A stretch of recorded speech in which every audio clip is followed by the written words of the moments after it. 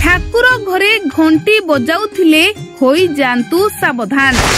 घंटी बजेबा बेले करूछंती कि एपरी भूल।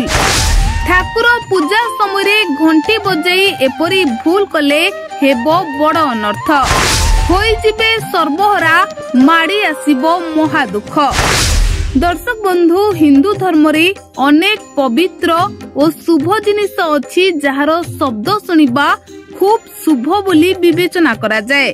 जेपरी शंखर ध्वनि, घंटीर शब्द, एपरी अनेक किछि। शंख आउ घंटीर शब्द सुनिले मनीष आपे आपे हाथ उठाई भगवान को प्रार्थना करबा को लागि थांती। बाहर को जिबा समय शंख आउ घंटीर ध्वनि सुनी गले खूब शुभ बोली विवेचना करा जाए। केवल एतिके नुहे, पूजा समय पूजा घरे घंट बजाई पूजा करा जाए। हेले सेही पूजा समय जदि आपण घंट बजाई किछि भूल करंती तेबे एहा आपनकु शुभ फल प्रदान करिबा जगारे आपण बर्बाद हेबा दिग आडकु टाणी नै थाए। घंट बजाइबा समय किछि भूल पाई मनीष को सर्वनाश हेबा को मध्य पड़ी थाए। तेबे दर्शक बंधु, आसंतु आजिरो वीडियो रे जनिबा घंटी बजाइबा समय केउ भूलठू निजको दूरे रखिबा उचित। आमे समस्ते जानिछंती हिंदू धर्म रे वास्तुशास्त्र रे विशेष गुरुत्व रहिछि।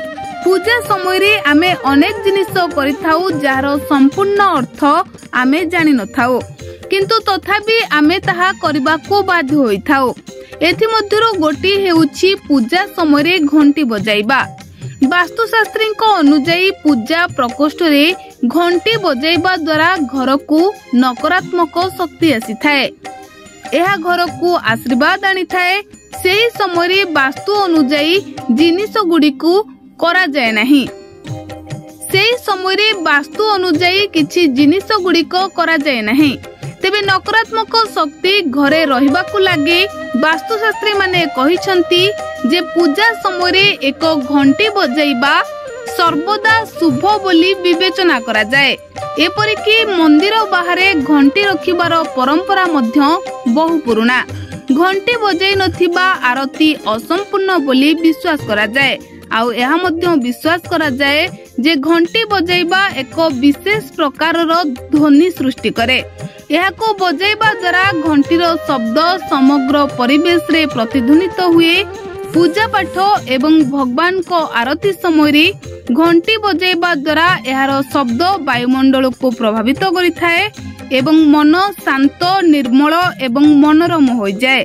तेबे केवल एतिके नुहे, कुहा जाए जे घंटी बजाइबा देवता मानक आगरे आपनक उपस्थित को चिन्हित करे।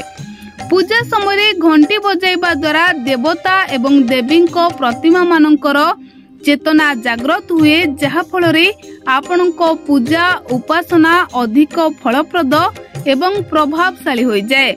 हेले मने रखंतु, हठात पूजा घरे प्रवेश करी घंटी बजाइबा उचित नुहे। यह द्वारा भगवान आपनक उपरे अत्यधिक क्रोधित होइथांती। सेही भली मन इच्छा जेतेबेले नहीं सेतेबेले पूजा घरे घंटी बजाइबा उचित नुहे।